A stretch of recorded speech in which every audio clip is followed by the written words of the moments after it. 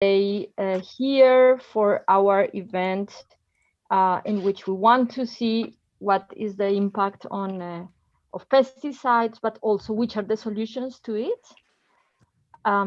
We are waiting some minutes, but just for the panelists to know, all of you have more or less the program. We will begin first with a short introduction that I will do, then we will have this question and answers format, which is quite dynamic. So the idea, as explained to every one of you, is not that we do long presentations, but I will ask you questions, and then you have 3 minutes for each question, maximum 4, and then we will go to the next question. We have 3 questions for every person. Just Angelica and Charlotte have a bit different scheme because they are sharing their presentation. And after this, we will go into a Q&A section where the participants can enter into our discussion. And the idea is that they can also include some of their views, experiences in the electronic board that we created to make this more participative. People will be able to speak, so if they want to participate, they can just raise their hand and we will promote them to panelists so that we can also hear other voices. I don't know if you have any question, you the panelists here? Yes, Anna. Please, Valeria. So we will answer the questions, but we will have time to do a presentation of 10 minutes or just the questions? No, it's just the questions. It's okay. as So I explained, just the 3 questions that I sent to any one of you or Charlotte sent. Okay. And this is the way we will introduce. If you have a PowerPoint, you can share it. So, okay. But we will keep this more interactive dialogue, since after our last webinar, we were requested to do it this way. It's more interesting for the public. Is it okay for everybody? Yeah, it's okay. Okay.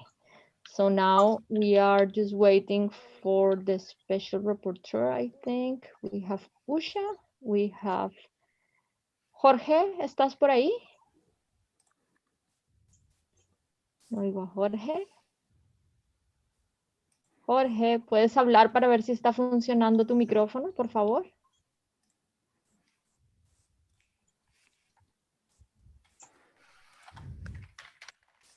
Jorge. Alex, ¿puedes investigar qué pasó con Jorge, por favor? En este momento. Después tenemos a Valeria. El sonido de Valeria ya lo confirmamos. Usha, your sound is okay? Can you just say hello? Hello. Yes. Hello. It's okay, no? Okay. Yeah, it's still working. Very good. Then yeah. Charlotte. Yes, hello to everyone. Muy bien. Angélica. Hola. Perfecto. Estamos muy bien. Y Susana, please do that. Hello, my name is Susan. I'm here. Can you hear me? Yeah, we can hear you very good. Thank you very much. Thank you. And I will just check with the special rapporteur because he's still not here. And then in 1 minute we can begin. Just to clarify, shall we leave the camera on or shall we turn it down? I think the best is to let the person who is speaking with camera on and the moderator. And when we go into the discussion, please, everybody can put the camera on because it's nice for people to see who's there.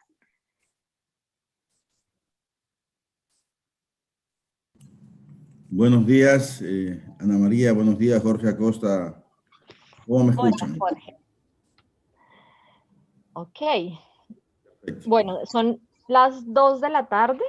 Es la hora que habíamos en Europa, pero por ejemplo para Jorge es muy temprano en la mañana y para Usha ya es en la tarde. Estamos en diferentes zonas de tiempo y vamos a empezar nuestro seminario que es sobre los impactos que tienen los pesticidas en nuestros ecosistemas, en nuestros alimentos y en nuestras vidas, e igualmente sobre las experiencias de transición hacia comunidades y sistemas alimentarios libres de agrotóxicos. Para este evento tenemos interpretación. Si ustedes van al globo que hay abajo en la barra de iconos y presionan ahí, pueden escoger el idioma en el que quieren escuchar y les conviene desactivar el original para que puedan concentrarse bien. If you want we have interpretation into English Spanish, you can go to the globe and select the language that you prefer so that you can hear well, and the best is to inactivate the the original language. Estamos muy agradecidos el día de hoy con la Fundación Rosa Luxemburg y con el Ministerio Alemán para la Cooperación Económica, que nos están apoyando para poder tener este evento, toda la semana de comunicaciones que hemos hecho desde la semana pasada, y también el estudio que Angélica y Charlotte están preparando y sobre el que hablarán más tarde.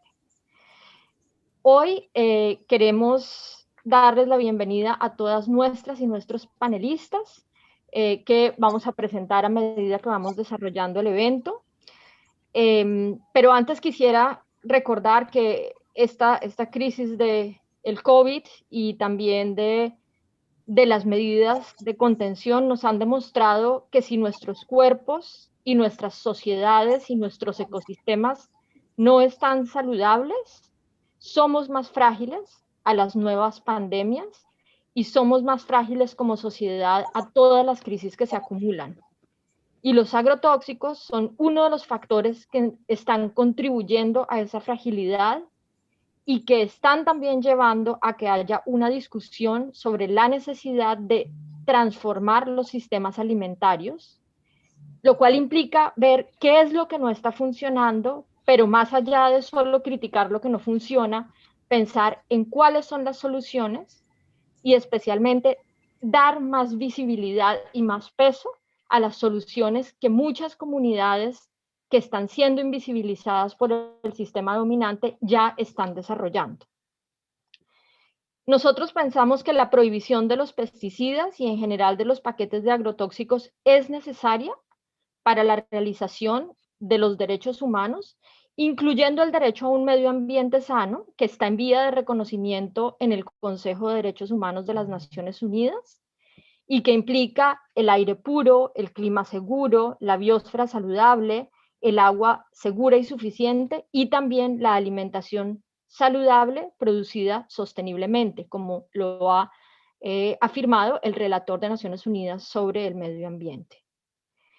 También hay que recordar que la Declaración sobre los Derechos de las Campesinas y Campesinos y otras personas que trabajan en áreas rurales reconoce los derechos de los y las campesinas, incluyendo al medio ambiente sano, y además los derechos de los y las trabajadoras agrícolas, que en muchos casos, como nos contará Jorge, se ven afectadas por los agrotóxicos. Queremos, obviamente, reconocer que nuestra contribución es modesta. Estamos entrando en este tema por solicitud de organizaciones que llevan años de experiencia como PAN, Pesticides, la red contra los pesticidas, y también Ojo Público, que llevan bastante tiempo trabajando, que han iniciado todo este trabajo hacia la prohibición de los pesticidas altamente peligrosos, y por tanto reconocemos que tenemos solo una pequeña contribución desde nuestra perspectiva del derecho a la alimentación. Queremos contribuir a este movimiento también dando visibilidad y peso a esas experiencias comunitarias que normalmente son invisibilizadas. Por tanto, vamos a empezar escuchando una experiencia sobre el impacto que tienen los agrotóxicos. Después vamos a escuchar los resultados de un estudio que hicieron las secciones latinoamericanas de FIAN sobre el impacto de los agrotóxicos en la región, en América Latina. Después vamos a escuchar una experiencia de transición de Kerala en India.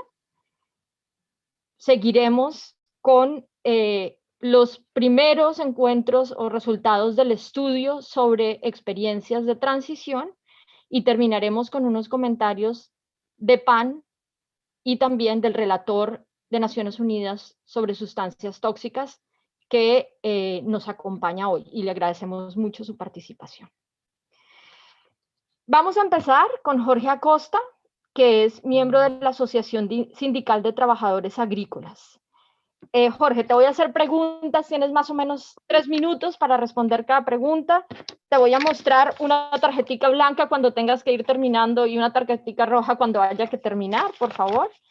Y quisiera comenzar preguntando cómo se fumigan los cultivos de banano en los que ustedes trabajan, como con qué productos se hace y a quiénes les pertenecen esos cultivos. Bueno, muchas gracias. Buenos días con todas y con todos. Soy Jorge Acosta, soy el coordinador general de la Asociación Sindical de Trabajadores Agrícolas, Bananeros y Campesinos, ASTAC, organización o sindicato de rama que se fundó o que nos organizamos en el 2007 precisamente con una demanda que presentamos en Estados Unidos por el uso excesivo del mancozeb. Hoy ya está prohibido por la Unión Europea ese producto. Y respondiendo a la pregunta de Ana María, bueno, en la producción bananera existe una enfermedad que ya tiene algunos años que la afecta, que es la cigatoca negra. Es una mutación de la cigatoca amarilla a la cigatoca negra que provoca que las hojas, se pierdan muchas hojas de la planta y eso acelera la maduración de la fruta, lo que la hace difícil para su exportación. Entonces, este es un hongo y este hongo es combatido con fungicidas y cada día o cada año, según las empresas fabricantes de plaguicidas, este hongo viene siendo más agresivo, lo que implica el aumento en los ciclos de fumigación, entendiendo como ciclos de fumigación la fumigación en una plantación, ¿verdad? Que este ciclo se repite en el año, ahora está entre 40 y 44 veces al año que se fumiga una misma plantación. Entonces, imagínense la cantidad de plaguicidas que es expulsado, y eso, esa es la forma en la que se contamina. Nosotros estimamos que en el año en el Ecuador se botan al aire, ¿no?, una mezcla de aceite mineral parafinado con fungicidas en cóctel, en más o menos unos 44 millones de galones de esta mezcla se botan al medio ambiente, al aire, definitivamente, ¿no? Entonces, en ese 80% de esas fumigaciones hay la presencia del mancozeb.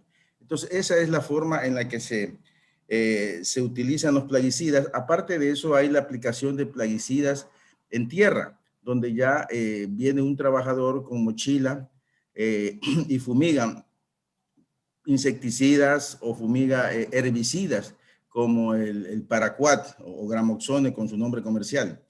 Entonces, vemos que el ambiente en general en la producción de banano está controlada o acaparada por el uso de plaguicidas. En la empacadora también se utilizan productos químicos para proteger supuestamente la pudrición de la corona de las manos del banano. Entonces, todo esto sí sería importante que si me pueden permitir compartir pantalla para mostrarle una foto. Puedes. Entonces ustedes podrán ver, por ejemplo, que los plaguicidas son un elemento, según las empresas fabricantes de los mismos, indispensable para la producción de alimentos. Y eso nosotros hemos dicho que no es cierto. Definitivamente, esa es la forma en la que se utilizan los plaguicidas y cómo más o menos están afectando a los trabajadores y pobladores de las zonas bananeras. Muchas gracias, Jorge. Y ya creo que ya puedes compartir la pantalla. Nos gustaría también saber qué impactos tienen los pesticidas en las y los trabajadores bananeros. ¿Qué han notado ustedes que sufre la gente? Bueno, los plaguicidas tienen varios efectos a la salud, ¿no? Algunos son mutagénicos, otros son tetarogénicos, ¿verdad? Atacan el sistema nervioso. Uno de los digamos, objetivos claros de los plaguicidas es, por ejemplo, la afectación a la piel. Muchos trabajadores presentan serias afectaciones a la piel, ¿no? Es casi la mayoría, digamos, que son afectados por esto, ¿no? Y esa es la afectación más grave que tienen los plaguicidas. También afectan el sistema respiratorio. Nosotros, a efecto de la pandemia, hicimos 2 consultas, un doctor, Hans-Peter Hutter de Austria y a Fabián Berseñasi de Argentina, los dos trabajando en tema de plaguicidas, y nos indicaron que siendo los plaguicidas productos que afectan el sistema respiratorio, eso agravaría un poco más o agrava más la exposición al COVID. Es decir, ya los trabajadores tienen un problema en el sistema respiratorio que precisamente es la parte que el COVID ataca. Entonces, hay una serie de cosas que afectan los plaguicidas. También hemos encontrado que ha habido trabajadores que han muerto de forma súbita. Cuando ellos, siendo de forma súbita, sin tener razón alguna, han sido realizados su autopsia, han encontrado que el sistema o el hígado, por ejemplo, que es el órgano que es el filtro, uno de los filtros, está destrozado completamente. Los médicos han dicho que es producto de los plaguicidas, pero no se atreven a afirmar, no se atreven a ponerlo en un documento por las repercusiones que eso conlleva, ¿no? También un tema importante es de que los plaguicidas afectan a las madres que están en proceso de embarazo. Hay investigaciones en Costa Rica, por ejemplo, en donde se ha encontrado que en niños de madres o hijos de madres que han sido expuestas a mancosé, por ejemplo, hoy, 4 o 5 años después de haber nacido, están teniendo problemas o están presentando una serie de problemas de salud, ¿no? Que les afecta. Entonces, es inmenso el número de efectos que tienen los plaguicidas dependiendo de sus elementos, digamos, que contienen estos plaguicidas. Afectan, como dije antes, el sistema nervioso, la piel, mutagénico, tetarogénico. El hoy presidente del Ecuador, que en ese entonces era vicepresidente, mencionó que el número de discapacidades que hay en el Ecuador, en niños, en la región costa del país, tiene relación con las fumigaciones aéreas. Entonces, eso es grave porque además de haberlo reconocido en otra función, hoy por hoy no se toman ningún correctivo para eso, ¿no? Y estamos, ok. Entonces, creo, perdón por la interrupción, pero creo que aquí conectamos bien con la tercera pregunta que tengo para ti, Jorge, y es, viendo todo esto que sucede, viendo que incluso los médicos tienen temor de decir que hay una relación causal entre los pesticidas y lo que la gente está sufriendo, ¿qué están pidiendo ustedes que cambie y a quién le están pidiendo esto? ¿Cuál es su lucha? Bueno, yo creo que este es un problema global y eso debe tratárselo de esa forma. Los países productores de alimentos estamos, digamos, controlados por las grandes corporaciones fabricantes de plaguicidas. Debe de exigirse un comportamiento ético de los países desarrollados. Por ejemplo, hoy por hoy Europa prohibió el uso de varios plaguicidas, entre esos el mancozeb, pero no ejerce presión para que también se prohíba en los países que producen los alimentos que luego se venden en sus supermercados. Pero además, muchas de sus empresas exportan a los países pobres los plaguicidas que ellos prohíben. Eso es inmoral. Los plaguicidas destruyen el planeta, destruyen la vida y eso lo convierte en un problema global. Por lo que es necesario que las instituciones globales asuman campañas de conciencia a los consumidores, a los ciudadanos, sobre desarrollar la producción orgánica, que es una producción mucho más limpia. Es necesario dar voz a los trabajadores, a los pobladores, a la sociedad civil en general. Esto debe venir de la mano de formas de comercio justos que realmente garanticen el respeto a los derechos humanos, la salud, el ambiente. Los sindicatos podrían jugar un papel importante en este objetivo. Las certificadoras de alimentos por sí solas no pueden garantizar que se está respetando los derechos de las y los trabajadores. Entonces, ahí debe de incluirse la presencia o fortalecer la presencia de los sindicatos, que son los afectados, son los que directamente están siendo afectados. Porque además muchos de los trabajadores también se les afecta a sus familias, que son los que viven alrededor de las plantaciones. Todas las acciones encaminadas a reducir el uso de plaguicidas debemos de apoyarlas. Por ejemplo, yo pienso que el tratado vinculante sobre empresas y derechos humanos debe considerar que estas formas de comercio destruyen la vida y, obvio, violan los derechos humanos. Los supermercados están empeñados en una guerra de bajar precios, y en esa guerra por bajar los precios a sus consumidores, no les importa bajar el precio de los productos que importan, sin interesarles qué es lo que sucede con esa baja de precios. Las empresas productoras, los dueños de las haciendas, lo que hacen es trasladar esos problemas al trabajador. ¿Y qué es lo que hacen? Incrementan el uso de plaguicidas, porque esa es la función supuestamente de los plaguicidas, de producir más y más barato. Muchas gracias, Jorge. Y creo que este testimonio es contundente y tu conclusión de que el costo que no pagan los consumidores y las consumidoras por una producción orgánica lo pagan al final quienes trabajan en los cultivos, quienes están alrededor de los cultivos y nuestra propia salud. Y entonces son costos ocultos que terminan pagando justos por pecadores. Te agradezco mucho, Jorge, y creo que este testimonio es una buena entrada para las preguntas que le voy a hacer a Valeria. Valeria, junto con las secciones de FIAN en América Latina, ha preparado un informe sobre los impactos de los pesticidas en el derecho a la alimentación en la región, que fue presentado la semana pasada con una gran audiencia.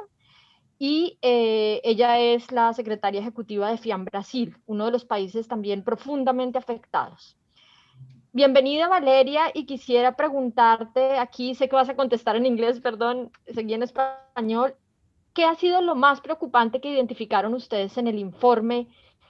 ¿Qué tendencias analizaron y encontraron? Okay, so thank you, Anna. Thank you very much for the invitation. And I would like to say thank you also for all fians from Latin America, because this is a result from a collective work. And I would like to say a special thanks to Juan Carlos and Leonardo Melgarejo. They help us to preparing this inform also. So about your question, I guess one important thing is that pesticides express a new form of colonization. The countries of Latin America are producers of low added value commodities and importers of higher technology products, those expressing new forms of colonization, which impact our territories and on every cell of our bodies, but has a great impact on rural workers, on indigenous people.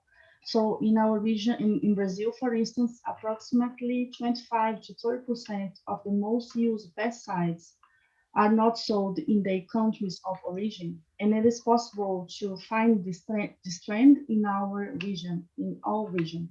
The use of pesticides banned in European Union is growing here. At least a third of the best-selling products are highly hazardous pesticides forbidden in the origin country. So this is great tendency. The other one is the connection between OGM and pesticides. In our countries, OGM crops are expanding and allowing companies that have control over seeds and pesticides to expand the power and the profitability. This has an impact on other rights, like rights to land, health, and food. In most countries, we are witnessing an increase in the use of herbicides due to the expansion of transgenic crops. New generations of transgenic plants are tolerant of multiple highly hazardous herbicides. And these issues lead to the loss of food sovereignty. In fact, they generate food dependence, what is very evident in the case of Paraguay and Brazil. Another trend is the land conflicts and the use of pesticides as a weapon. So monocultures that demand the use of pesticides are associated with the expulsion of rural works, indigenous peoples, and other traditional peoples from the lands, and they weaken local communities' autonomy. And Ecuador is an example of this. And we have a great case of contamination, and we see that they are underreported. And in Brazil, some resources indicate that for each notified case, there would be another 50 unrecorded cases. So this is very serious. And we have lack of regulation, and we have a appalling trend of criminalization of people that fight against herbicides, that fight for health, for lands. So all these are, common points that we see in our countries that are involved in this research. Thank you very much, Valeria. And I take from what you said that we are not talking here about one problem and one cause, but this is systematic. This is connected to the model of production that we have, to the dominant model, and therefore it requires change. And I would like to know then, for this change, which are the main recommendations that you are presenting in the report, please. Okay, thank you, Anna. This is a very important question, and this is very important because we look for this issue with the lens of human rights. So the recommendations show this approach, and this is very important to us. So I will give just some, and I could not present all of them, but I guess one of them is that the states of the region must refrain from continuing to carry out regulatory actions that promote an increase in the demand for pesticides. This should also include moratoriums on OGMs or other agroproductive models highly demanding of pesticides. And the precautionary principle should guide any decision on the matter. Another one is that the states of region must commit themselves normatively, politically, and economically to widely promote agroecology and health food production. This through direct support to rural works, and other people that live in rural areas. It's really urgent, the protection of common goods, including water, food, diversity, food producing communities and their territories against the damage caused by pesticides. And this should be a priority of the states to food, rural, and environmental policies. World and regional human rights bodies should make explicit recommendations condemning the capture and corporate practices aimed at promoting the consumption of pesticides, or aimed at boycotting public or environmental health measures that seek to forbid using these substances. And there's also recommendations to civil society. Okay, just ending. Organizations and leaders, movements that fight against the expansion of pesticides or other rights, they should fight together.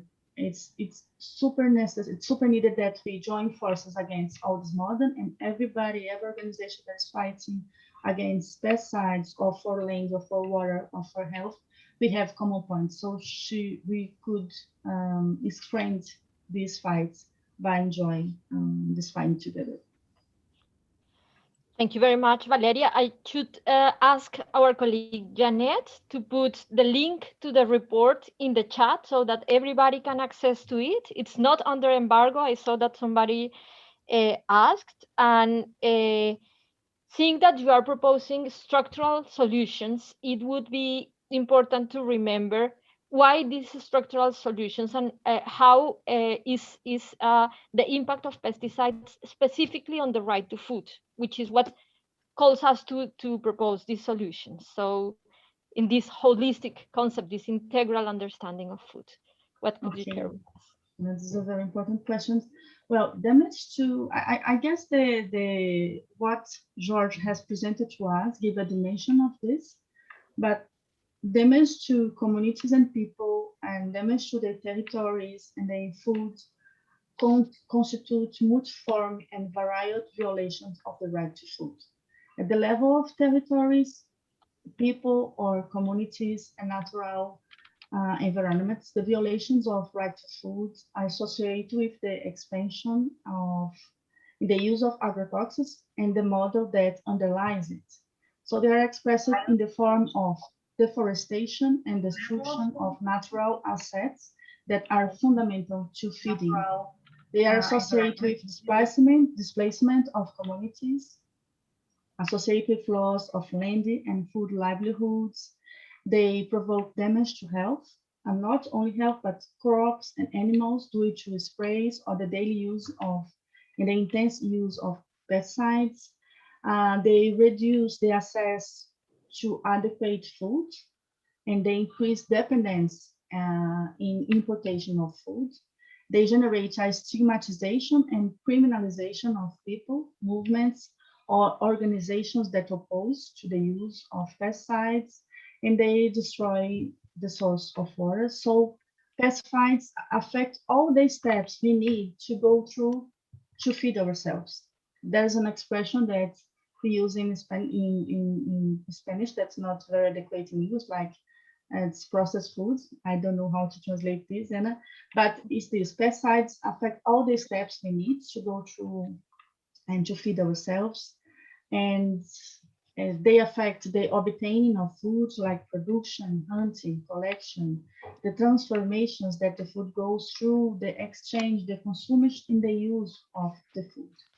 So I guess pesticides are aggravating the two major problems that we have in our area, that are inequalities, and we also are face a very severe crisis, environmental crisis. So pesticides affect highly these two problems that we already have, and that they are linked to access to right to food. Thank you very much, Valeria. And it's very interesting to remember that since the problem is systematic, it connects or just shows the connection that exists between the nature, the people and the communities, and our health, right? Planetary and individual health. So with these words, I want to go then to Usha Sulapani, who is from Tanal, and who will give us like the light. We hear about the problems and the impacts, but we cannot remain there, and we need to look into the future and propose. And I will invite Usha to begin telling us which are the three main changes that you have achieved in your community to live free of pesticides, and what have you learned that has worked best? Okay, so first of all, thanks for inviting me to this important meeting. And this question is, I think 3 minutes is it's a short time, but I will try to do justice. And actually, my organization started to intervene in pesticide issue with the endosulfan, the now globally banned pesticide, the organochlorine pesticide, which was used in our cashew plantations. This was a government plantation, own plantation, and government itself was spraying the pesticide through helicopter. It's called aerial spraying. And it actually was pouring over villages because these cashew plantations were interspersed with the living spaces. So that entire community got impacted, and we came to know about it in 20 years back, around 1999. And we went there, did some surveys, and found out that there is a problem. And we tried to make the linkages, whether this is the pesticide or caused by some other thing. And anyway, fortunately, because there was no other source of pollution, and then we could convincingly prove that the issues, health issues, which is impacted the communities, are caused by endosulfan. And we could get the government, health ministry to do another study, and then CSE, the Center for Environment in Delhi, they also came down, and then they took samples, environmental samples, blood samples, etc. And they also found out that the people and the environment is contaminated with this endosulfan. And we got a ban, state level ban on this pesticide in 2003. That was our first victory in that sense.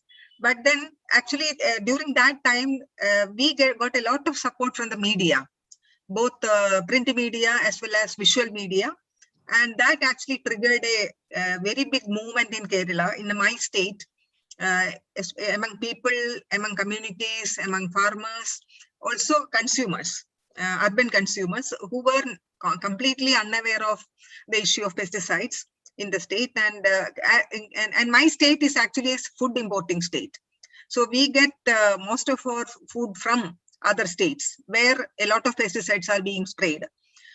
So this became a very big hot topic in the state. And then, but then after 2003, we continued to engage with the farmers, and we started training program on agroecology, organic farming. We call it organic farming. So we started with the women farmers, and we found that they were more open to this idea of organic farming than men. For men, especially when you talk to men farmers, they always complain about the economic part of it, and then the money, which is a reality. But then when you talk to women farmers, yeah, they will anyway, somehow we could convince them, and then we started a training program with a few women's groups, and then it actually built upon that. So in 2006, when the new government came into the state, we could get a organic farming policy in place. By 2010, we have the organic farming policy, and that was a major change. That actually triggered the change in the state, because many groups already were working with the farmers. And then, yeah, I will stop now. But as the part of the organic farming policy, we could also get a restriction on the highly hazardous pesticides in my state. That, I think, this is a next major step which we could bring in the state. And also we could start an organic farming, organic sector in Kerala. So now we have a lot of small retails in many parts of the state, and I think that is what I want to tell. The major strategy which we used, or what worked, is the media campaign. Yeah, thank you very much, Usha. And you already mentioned a bit about how women organized, right? Maybe you can tell us a bit about how did people organize? I think you said you connected with consumers. This is also something that Valeria mentioned, and you said it's also about working with media. So maybe you can tell us a bit more about how did people organize, and which challenges you had, and how did you overcome it? Okay. So we, as I said before, we started to work with the women farmers, but in a year's time, we could see that there is production coming more and more production from very small scale farming. And they wanted to, so our original idea was that they should eat good food, nutritious food, poison-free food. But then there was more production, and they wanted a market. That is where the first market, organic market in Kerala, was started by us. It was a farmers market, and it continues. But then this actually gave us a lot of credibility among the government, because they thought that government realized that we are not just talking, we are also doing, showing something. So it became a model. So then we started to engage on this market, because that is where we started to engage with the city urban people also. And there are naturally everywhere, there are some few sensitive consumers everywhere. Kerala is also a state where it is very environmentally conscious. There is forest and rivers, protection groups, and all these people actually, in a sense, were looking for organic food, because they all wanted to get rid of the pesticides, which is harming the environment. So that is where we made the connection, and we used media to get it across. And slowly, we got the organic farming policy. So there also we purposefully, in a sense, we could organize a multi-stakeholder consultation for the policy, which was the first time in the state. Always the legislatures, they do the policy sitting in a room, but then they opened it up so that many people working with the farmers also could join for the consultation. So that policy document actually has a lot of ideas which we all brought in. Which has a component of market also, because without market, you cannot promote organic farming. Mm-hmm. So then, yeah, that is very, very clear. And then, because earlier, even myself, I never thought about it. Because the market price, that actually decides. Even the chemical food, without market, what will they do? So, and the market price in India, we see that the market price of every product is so cheap. And the farmers are dying, farmers are suiciding, farmers are migrating. So and we could convince at least a part of the consumers and through the media and other interactions that the cheap food is actually poisonous.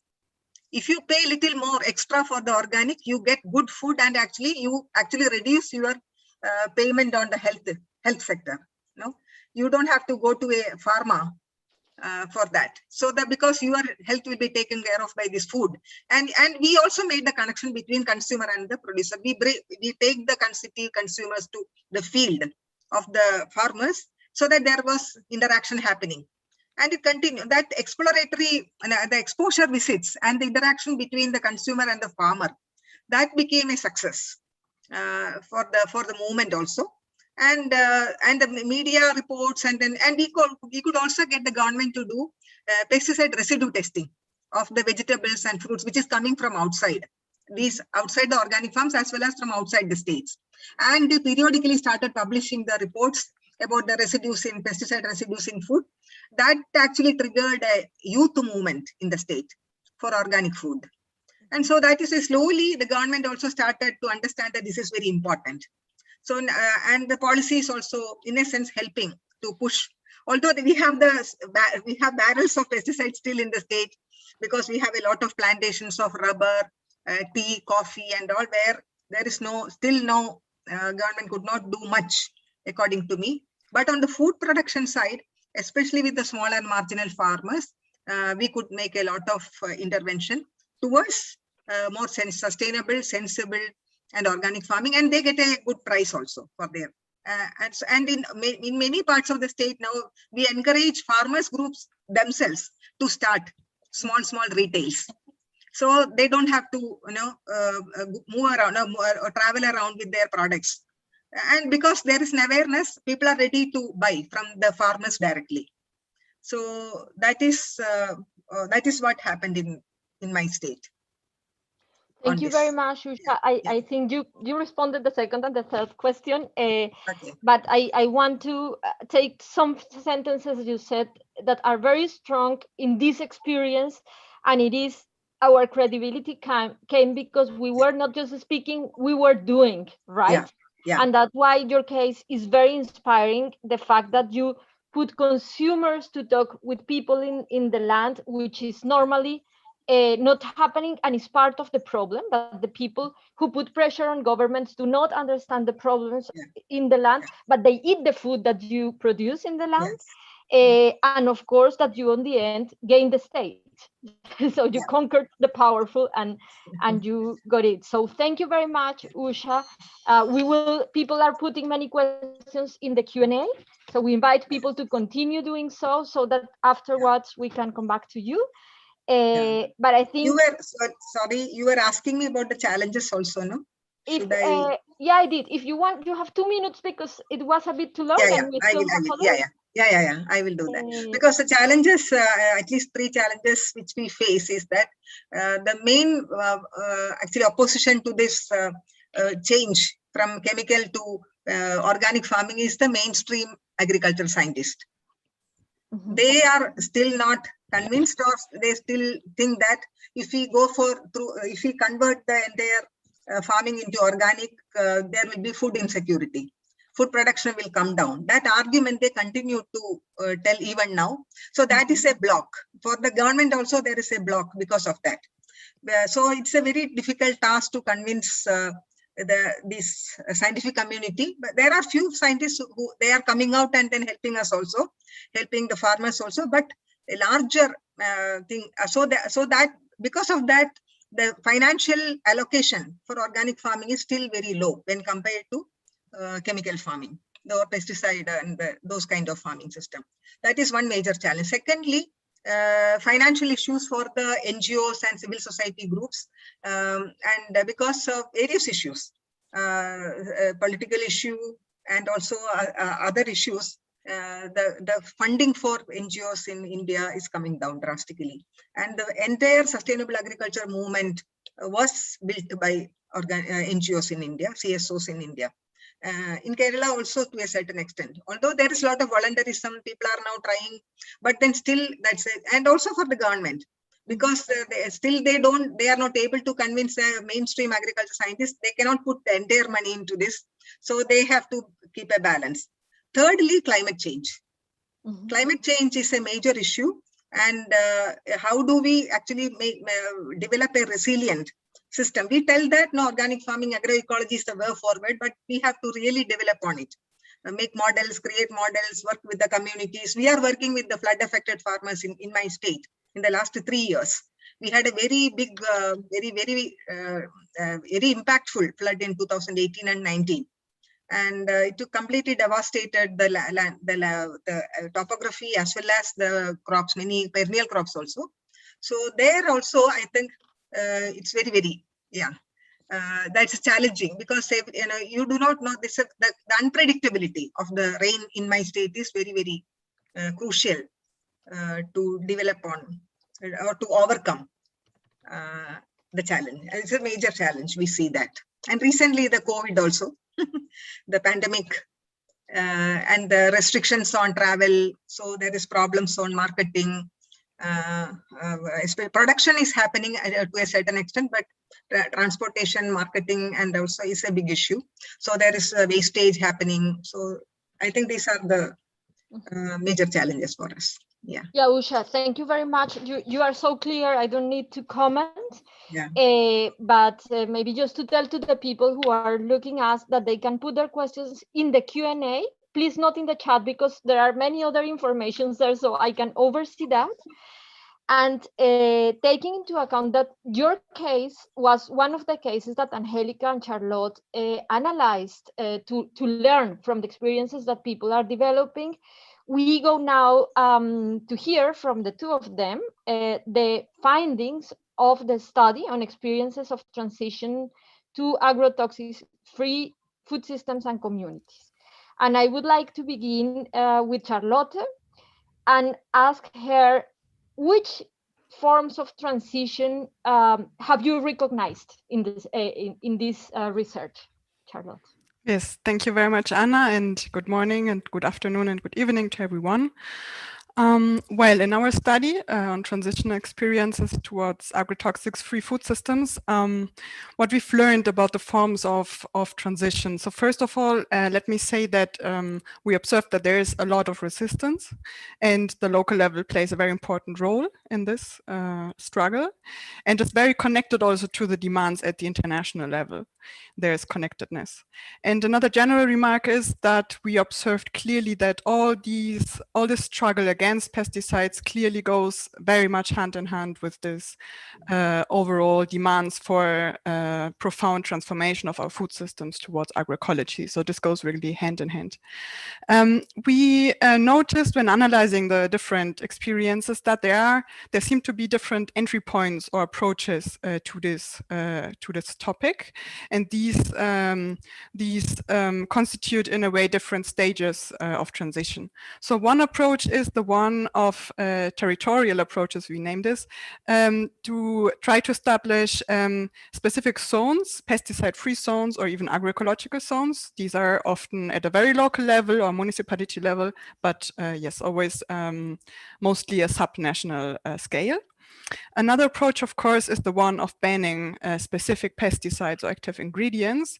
These efforts are mainly at national level, which is mainly the authority for this type of regulations. Another approach or entry point is the one of regulating the registration, commercialization, and distribution of pesticides.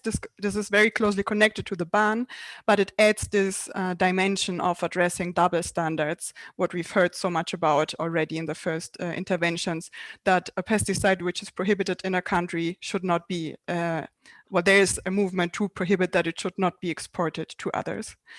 Mm-hmm. Another attempt is to establish regulations regarding how pesticides are used and applied. Very important claims here are minimum distances, for instance, to schools, to villages, and also the prohibition of such application methods as air spraying, which are so harmful.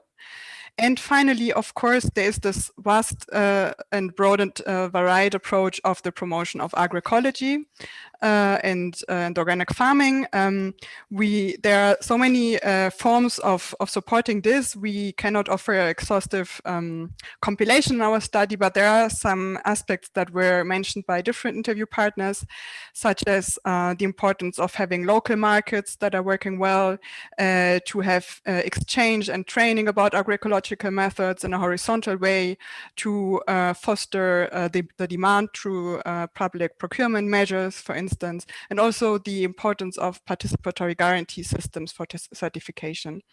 So these approaches all, they intersect, of course, they are also applied in conjunction, but these are different entry points we could observe. Mm-hmm. Thank you very much, Charlotte, for this clear presentation. And then I would like to ask Angelica, which are the processes, or how are people and communities organizing to ensure this transition? Muchas Angelica, gracias, Ana María. Bueno, las experiencias que nosotros recopilamos en el estudio muestran que movimientos sociales y organizaciones de la sociedad civil, así como las comunidades, han venido usando avenidas institucionales y no institucionales para una transición de sus sistemas alimentarios, de sus vidas y futuros libres de agrotóxicos. Algo que encontramos en el corazón de todo este uso que las personas están haciendo en el terreno es la importancia de movimientos sociales organizados, así como de alianzas con otros sectores como el de justicia climática y trabajadores agrícolas, como lo mencionó Jorge en su presentación, y esto como parte de una estrategia para establecer una convergencia mucho más amplia de actores. Entre las medidas institucionales que las experiencias han mostrado, podemos encontrar el litigio estratégico y la participación en la elaboración de marcos regulatorios y políticas públicas. El litigio estratégico lo podemos encontrar en cortes de distintos niveles, ya sea para establecer o defender distancias mínimas, para proteger ya sea escuelas o barrios específicos. Sin embargo, hay ciertos retos también asociados con esta entrada. El litigio estratégico toma bastante tiempo y hay un riesgo de desviarse de una lucha política mucho más amplia. Es oneroso y hace que las organizaciones dependan de un abogado. Adicionalmente, la carga de la prueba está centrada en el demandante, que tiene que probar científicamente el daño que el uso de agrotóxicos ha ocasionado, ya que no todas las cortes aplican el principio precautorio.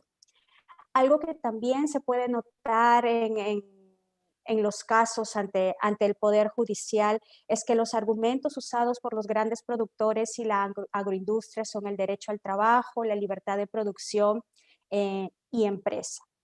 Pasando a los marcos regulatorios y de políticas públicas, las experiencias tienen una constante, y esto es la fuerza de los movimientos sociales y las comunidades para iniciar estos marcos regulatorios o estas políticas públicas, y específicamente nosotros nos centramos en el nivel más local, en lo más chiquito, porque es un nivel bastante activo de todas las experiencias que pudimos rescatar en el estudio, ¿no? Y ahí lo que se ve es la importancia de toda esa organización para poder obtener estas ordenanzas a nivel municipal, para la elaboración de esas ordenanzas y sobre todo para la implementación. Y acá lo más importante es que en muchos lugares en los que el Estado es débil o está capturado, la implementación de estas ordenanzas queda exclusivamente en las manos de la gente. O Incluso las municipalidades no cuentan con la competencia legal para hacer un uso coercitivo de la fuerza y para poder implementar las ordenanzas que ellas han aprobado de acuerdo a sus capacidades. Para terminar, respecto a este punto, es el uso del poder judicial para cuestionar todo este tipo de ordenanzas o de iniciativas a nivel local, que han sido dadas en pleno uso de las facultades legales de las autoridades, haciendo un uso mucho más progresivo de sus facultades. Y acá vemos quizás yo creo que es como una foto de esta lucha más amplia, que es un poco como David contra Goliat, ¿no? Y es que vemos que estas iniciativas a nivel tan pequeño, tan local, termina en un litigio muchas veces ante una Corte Suprema de un país. Y vemos a un grupo muy pequeño de movimientos o de comunidades enfrentándose legalmente con el agronegocio, habiendo un desbalance total de poder político y poder económico. Y esto ilustra en chiquito, me parece, lo que tanto Valeria como Jorge mencionaban en sus presentaciones, que esto es parte de una lucha mucho más amplia, es un tema sistémico y es un tema también de desbalance de poder, ¿no? Y este patrón neocolonial de la división internacional de trabajo y qué es lo que ciertos países de ciertos sectores del mundo exportan respecto a países que producen o comercializan agrotóxicos. Muchas gracias, Angélica. Es un análisis muy rico. Perdón por tenerte que interrumpir, pero queremos que también después la gente intercambie. Y me gusta que retomaste esta idea de la conexión de lo local y lo global, porque hacer un cambio desde lo global es muy difícil y sin el poder de lo local es imposible, pero el desequilibrio de poderes es tan grande que para hacerlo desde lo local necesitamos muchas experiencias, muchas convergencias y gente unida y la posibilidad de conectar. Y creo que eso es muy claro en lo que tú has dicho. Y con esto pasaría nuevamente a Charlotte para preguntarte, Charlotte, ¿cuáles son los desafíos que tú podrías destacar después de este análisis? Yes, thank you very much. Well, there are different challenges. Some of them were already mentioned by Angelica. The first is the one that often bans measures to ban or regulate pesticides. There are complaints against them, and often alleging freedom of enterprises, which of course is not a fundamental right, so it should not be subordinated to human rights.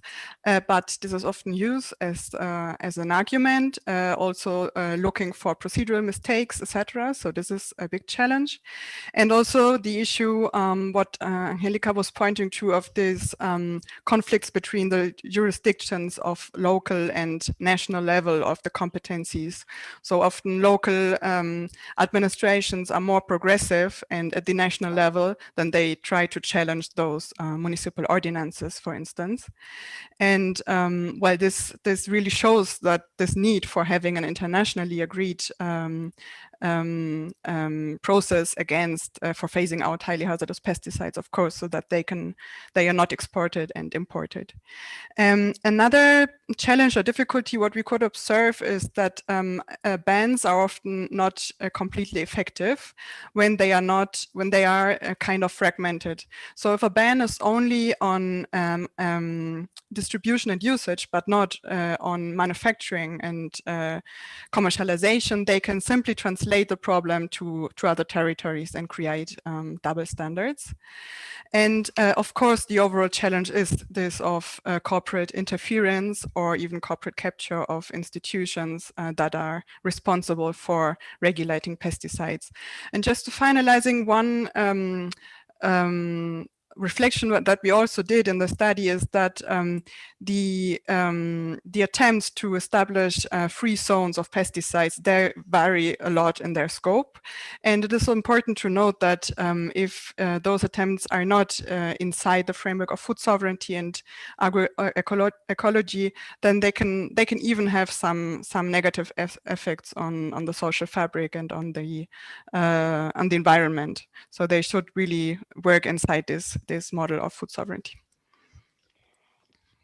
Sí, muchísimas gracias, Charlotte. Yo creo que el tema de dobles estándares ha sido mencionado por todos, porque la solución, por más esfuerzo que hacen las comunidades, si hay grandes poderes que siguen exportando y produciendo los pesticidas, es muy difícil contenerlo, aunque se puede lograr. Y por eso esta prohibición de importación y exportación es tan importante. Y me parece también muy relevante lo que dijiste sobre las falsas soluciones, ¿no? Muchas veces vemos que se presentan cuestiones que parecen estar dentro de lo que proponemos, pero cuando vemos realmente no lo están. Y esto también desacredita las soluciones que sí sirven. Entonces, ahí lo que ustedes han dicho es muy importante. Y me gustaría oír, Angélica, de ti para terminar sobre el estudio, ¿cómo han analizado ustedes que se pueden confrontar estos desafíos que Charlotte ha presentado? Sí, bueno, de manera preliminar lo que hemos identificado de momento es la importancia de hacer un uso progresivo de los instrumentos y las instituciones de derechos humanos, ¿no? Y específicamente de la Declaración sobre Derechos de Campesinos y otras personas en el ámbito rural, ¿no? Porque es el instrumento más avanzado, según el articulado que se presentó al inicio de esta reunión. La declaración también tiene bastante potencial para poder establecer estas convergencias más amplias que mencioné anteriormente y que también fue mencionado por Jorge al inicio, ¿no? Y es el tema de las convergencias con trabajadores agrícolas, campesinos, con grupos indígenas, ¿no? Entonces la declaración tiene un potencial bastante amplio para facilitar el diálogo entre distintos sectores alrededor del tema de las transiciones, ¿no? El ámbito legal, específicamente de litigio, a pesar de que tiene retos, todavía sigue siendo usado en distintos niveles. Entonces es la importancia de hacer un trabajo crítico y creativo para desarrollar elementos o argumentos legales para esas batallas que van a seguir en las cortes, ¿no? Que también están levantando otro tipo de derechos humanos en contra de las personas que están más afectadas, ¿no? Entonces yo creo que esas serían como dos ideas preliminares, pero vamos a desarrollar más, así que los invitamos a leer el estudio cuando sea lanzado. Muchas gracias, Angélica. Esperamos que esto les abra el apetito porque vamos a lanzarlo más o menos en un mes. Ya está saliendo para el diseño. Y ahí quiero retomar que toda la adopción de la Declaración de Derechos Campesinos fue un ejercicio desde el movimiento campesino, en alianzas con los pastores, con los pescadores, con los trabajadores agrícolas, y nos muestra cómo, aunque normalmente el derecho es usado para los poderosos, también los derechos humanos y el derecho que sale desde la gente puede ser una forma, solo una forma, no la única ni la perfecta, de apoyar nuestras luchas. Y retomo unas palabras que decía alguien de Bolivia en nuestro webinar de hace un par de semanas: la interpretación solidaria del derecho en este sentido es muy importante. Hasta aquí vamos con las presentaciones de los testimonios, el informe y el estudio, y ahora quisiera pasar a nuestros expertos que van a hacer algunos comentarios. En primer lugar, tenemos a Susana Huffmans, y perdón a las intérpretes, voy a pasar a inglés. Susana, welcome to our panel. You come from Pesticides Action Network, which is an organization that has originally being protagonist in all the struggles against toxic pesticides and for the ban of high hazardous pesticides. Um, you are our only panelist from the north, and we have here that prohibiting exports and double standards is important.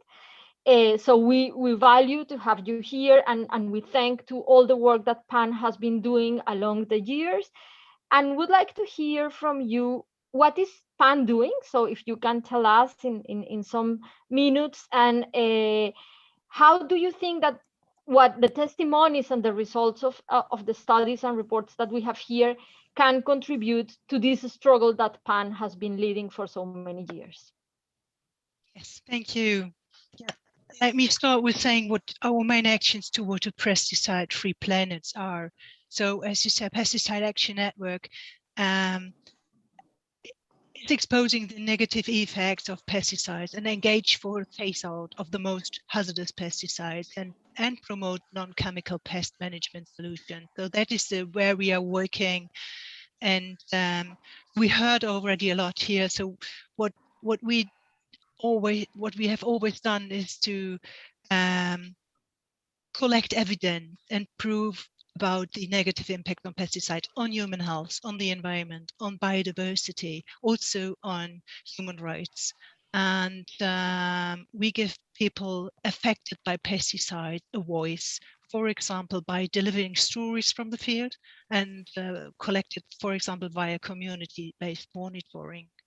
And we have also PAN experts publishing scientific papers. You might have seen the Global Poisoning Report issued in December, showing that we have 385 million unintended poisoning cases each year, which is enormous when you think of all the suffering behind this figure.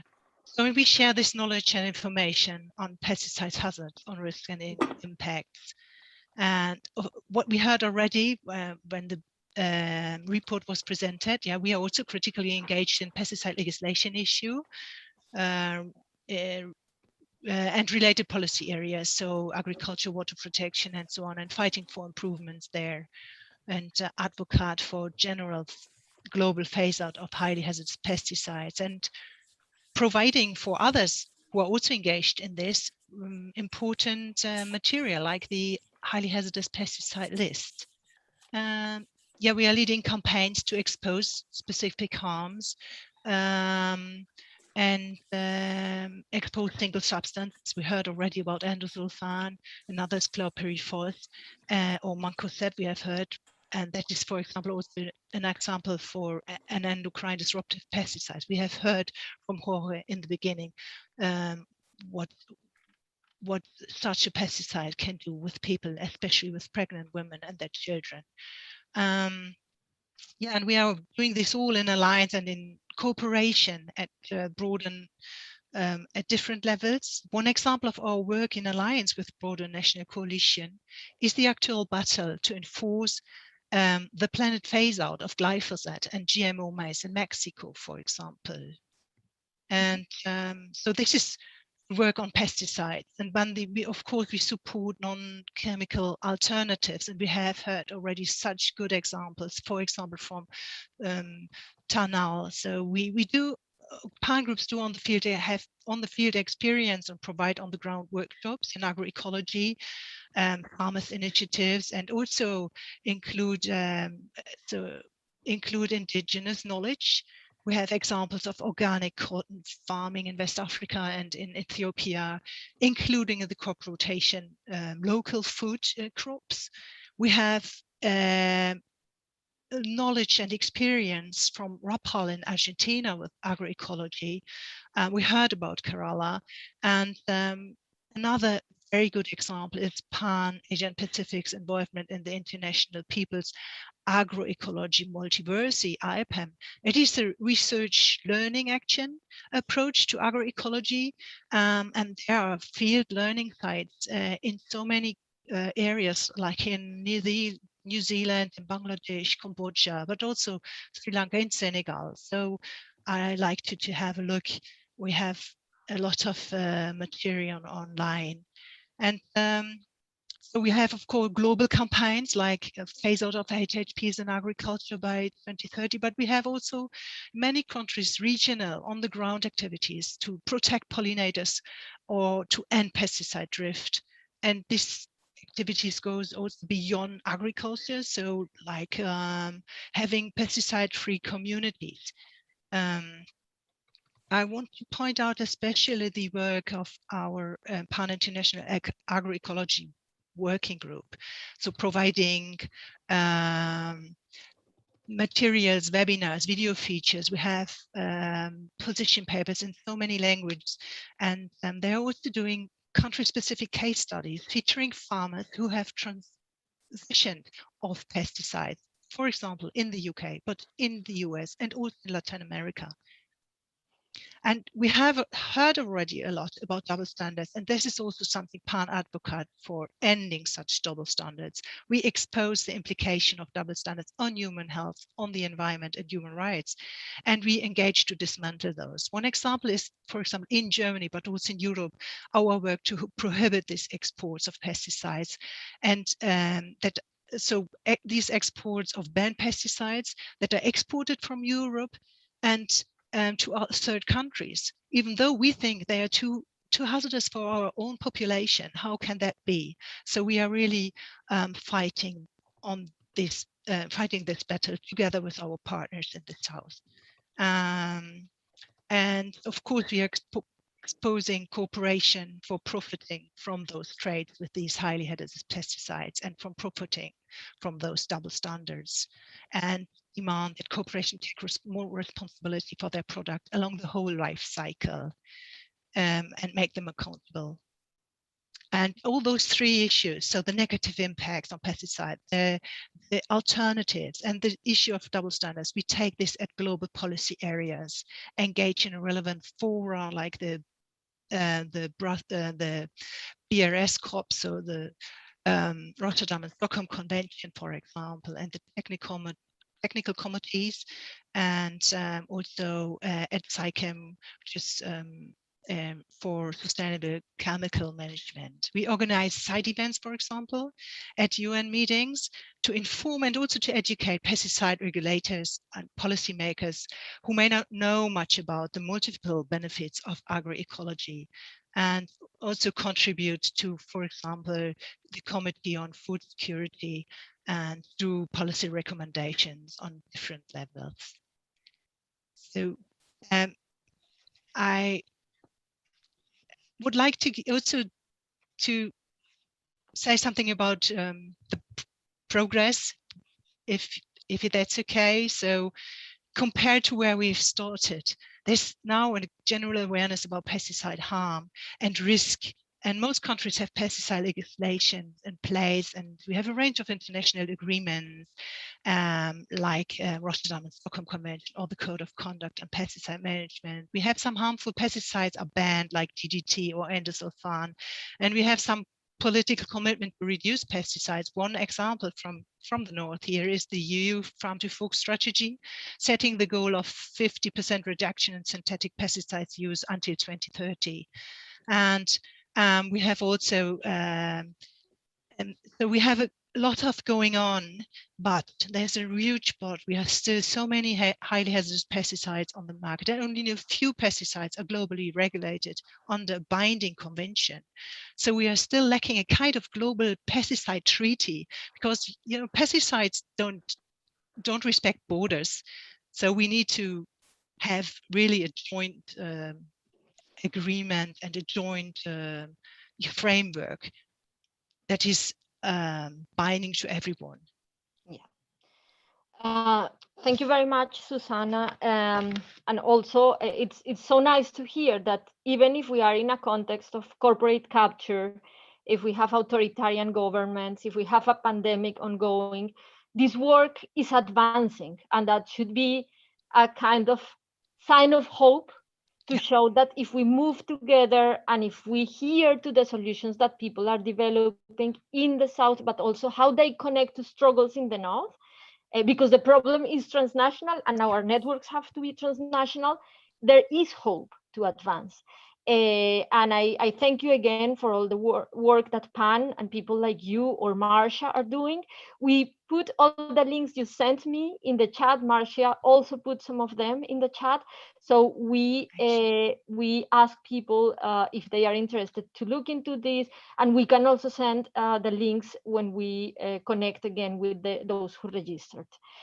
We will finish this panel part, y me paso otra vez a español, perdón, con las intérpretes, con los comentarios del relator de Naciones Unidas sobre sustancias tóxicas, el doctor Marcos Orellana, quien está acompañando fuertemente estas luchas, siguiendo el trabajo de sus antecesores, para con sus palabras finales quizás oír cómo él desde la relatoría está trabajando sobre este tema, qué aspectos de lo que escuchamos le llaman la atención, y después también quizás, Marcos, nos puedes contar cómo pueden avanzar los gobiernos, los estados, hacia ecosistemas y comunidades libres de pesticidas.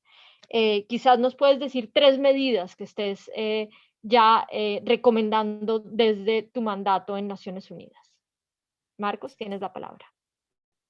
Muchas gracias, Ana María, y primero que nada felicitar a FIAN Internacional, a sus secciones nacionales y también a sus organizaciones socias por este evento y por los informes que están elaborando, el informe de la semana pasada sobre agrotóxicos en Latinoamérica y también este que están elaborando sobre los impactos de los pesticidas en comunidades y también sobre las iniciativas de transición. Estos informes y esta discusión sin duda que relevan cómo el problema de los agrotóxicos es un desafío global para la humanidad.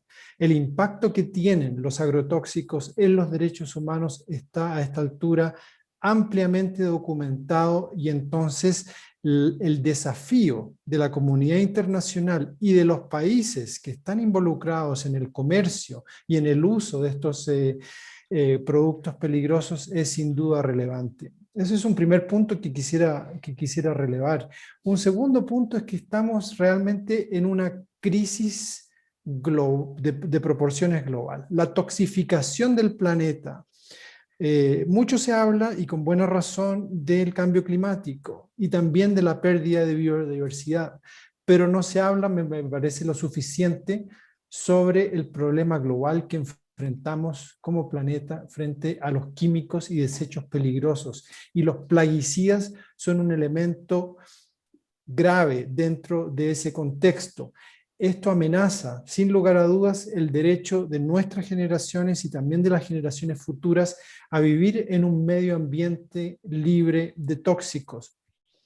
En el debate sobre los pesticidas en particular, escuchamos muchas veces que los pesticidas no plantean problemas a las comunidades o a los trabajadores si se usan de manera segura. Pero me parece importante empezar a desmantelar lo que realmente es un mito. A pesar de los impactos graves que están documentados sobre los derechos humanos de los agrotóxicos, los pesticidas todavía siguen en el mercado. Y como se mencionaba también por varios panelistas, no es que estos pesticidas no tengan costos. Los verdaderos impactos sobre la salud de los trabajadores y las comunidades son quienes pagan los costos ocultos de los pesticidas. Este es otro punto que me parece importante relevar en lo que venimos conversando. Y también apuntar a que las estrategias actuales, los instrumentos que existen, están fallando. No ofrecen la protección necesaria. Los códigos voluntarios tienen limitaciones que son ostensibles. El interfaz entre la ciencia que plantea los riesgos y las medidas de política que debieran afrontar esos riesgos, esa interfaz también está fallando. Lo vemos, por ejemplo, en el convenio de Rotterdam y su incapacidad de tomar medidas en respuesta a las recomendaciones de su comité científico. Lo vemos también en la ausencia de una plataforma de interfaz de ciencia política a nivel global. Lo vemos también en la ausencia de un instrumento que de manera vinculante pueda abordar los graves impactos y riesgos que están planteando a nivel global los plaguicidas y los pesticidas. Se ha planteado también en la discusión el grave problema de la hipocresía, de los dobles estándares de la exportación de pesticidas prohibidos.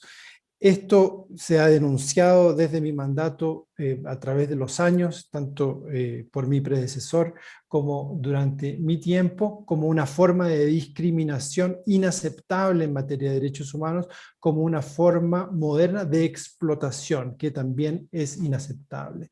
Y frente a estos impactos, frente a estas prácticas, frente a estos riesgos, frente a la crisis global de toxificación del planeta, realmente necesitamos como humanidad cambiar de rumbo. Y eso, por eso mismo, es una fuente de inspiración, escuchar las experiencias de diferentes lugares donde las comunidades desde abajo están movilizando la transformación, la transición desde los pesticidas hacia formas de agroecología que son sustentables, que son sostenibles en el planeta. Esto nos permite empezar a superar lo que es realmente un ataque tóxico al planeta y a su gente. Esos serían algunos de los puntos que plantearía sobre tu primera pregunta acerca de los puntos relevantes que se han planteado en el día de hoy. Gracias, Marcos. Y me voy a salir un poco de mi libreto porque te quiero hacer una pregunta. Decía Jorge, y lo dicen las comunidades, que uno de los grandes problemas que tienen es que ellos denuncian los impactos que ven en sus comunidades, pero la ciencia formal, científica, muchas veces cooptada por la industria que manufactura estos pesticidas, tiene más peso. Y los testimonios de la gente no son reconocidos y siempre se pone en duda su veracidad. Y quisiera saber cómo desde un mandato como el que tú tienes, se puede apoyar la visibilidad de esas otras versiones sobre el impacto, si tú ves que hay posibilidad o si crees que es una tarea imposible, para guiarnos un poco en cómo poder balancear un poco esta balanza tan desalineada que tenemos. Sí, gracias por la pregunta. Es sin duda fuera de libreto, pero con mucho gusto, ¿no? Desde el mandato, el primer informe que voy a presentar al Consejo de Derechos Humanos en septiembre está enfocado sobre el derecho a la ciencia. Y el derecho a la ciencia ha sido tal vez uno de los derechos en el catálogo de derechos internacionalmente protegidos que ha recibido muy poca atención. Entonces, una de las cosas que yo espero hacer es clarificar el contenido normativo de este derecho, en particular en lo que dice relación con las sustancias tóxicas. En definitiva, de qué manera el Estado tiene la obligación de afrontar riesgos a las personas, trabajadores, niños, niñas, comunidades asociados a los pesticidas, asociados a los químicos y desechos, sobre la evidencia científica y dónde están fallando esos problemas. Entonces, hay sin duda oportunidades para que en la narrativa y la construcción de lo que significa ciencia, ¿qué entendemos como ciencia? ¿Es solamente un proceso de producción formal de conocimiento con personas con estudios avanzados universitarios, trabajando en laboratorios, con hipótesis y pruebas? ¿O también hay un espacio a entender la ciencia como una generación de conocimiento que involucra a la ciudadanía, donde el interfaz ciencia política involucra la información y la participación, donde el conocimiento no es solamente un asunto de laboratorio, sino también la experiencia concreta de las personas en terreno, de las comunidades indígenas y sus conocimientos tradicionales? Me parece que todo eso es importante integrarlo en un entendimiento de qué es lo que significa ciencia para efectos de clarificar el contenido normativo de qué es lo que los estados deben hacer para respetar y promover el derecho a la ciencia, especialmente frente a los riesgos de los agrotóxicos. Bueno, tomamos o tomo yo con mucho entusiasmo el anuncio de este nuevo informe, porque esta es una de las quejas que recibimos frecuentemente de las comunidades y vamos a diseminarlo cuando esté listo, porque esperamos que se convierta en un buen instrumento para apoyar el trabajo que se está haciendo en todos los niveles. Creo que ha sido muy claro cuando hablaste de la toxificación o el envenenamiento del planeta. Estamos en un planeta envenenado, comemos veneno y al final no hay mucha atención sobre esto. Creo que es tarea nuestra hacer a la gente consciente de esta otra crisis que se acumula con todas las demás que estamos viviendo. Creo que fue muy importante lo que dijiste sobre la importancia de desmantelar los mitos. Creo que Jorge o Usha decían, uno de los mitos es que si no se produce con veneno o si no se produce con los abonos tóxicos, no se puede producir suficiente comida y ese es un mito que necesitamos desmantelar. Y por supuesto, el tema de la hipocresía y la discriminación en los dobles estándares es fundamental para esta lucha que se está haciendo de las comunidades. Creo que ahora, Marcos, ya vamos a pasar a las preguntas de las y los personas que nos están oyendo. Varios de ellos han puesto sus preguntas en la sección de preguntas y respuestas, pero quisiera antes de decirles que tenemos un tablero electrónico. Mi colega Janet acaba de poner el link en el que también las invitamos a escribir experiencias que ustedes estén viviendo, soluciones, desafíos que tienen, cómo está funcionando los procesos de abogacía, para que podamos un poco compartir el conocimiento y juntarnos en ese conocimiento. Y ese es un tablero electrónico abierto que todos ustedes podrán utilizar, todos los oyentes podrán utilizar. No es un conocimiento que FIAN se vaya a apropiar, pero es más un espacio para que creemos conocimiento conjuntamente. Siendo así, entonces propondría que las personas que quieran hablar levanten su mano electrónica.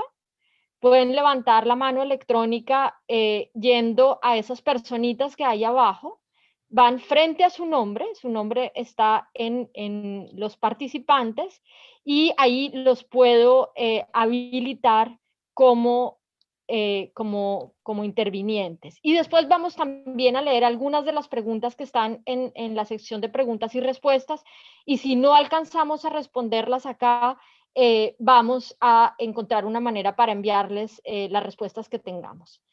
Quisiera entonces dar la palabra a Ruth Spencer. Ruth, si te puedes presentar, por favor, tu organización y tu pregunta para los expositores o tu comentario.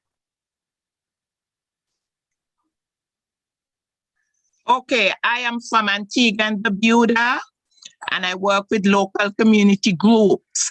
One of the problems that the groups have recognized is that we have been having mosquito fogging throughout the island, and a banned chemical called malatine had been used, and it's killing off all of the bees.